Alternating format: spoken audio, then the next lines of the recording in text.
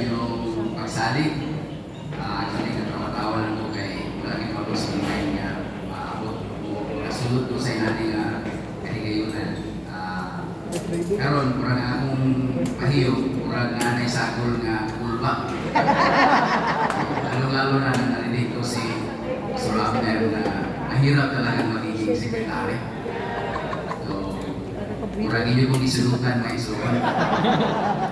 Pero wala pa isa sa inyo, ako lang tumanong buhaton ang opisina na inyo kong i-elect. O tabangin ko sa inyong mga, o ganito sa mga pag-ampo, na akong ma-overcome ang silot na inyong iyaga sa akin.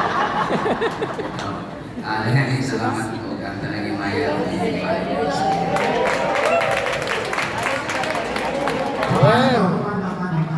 Power! Diretso na tayo, meron pa tayong 5 minutes. Nice one! Palitson!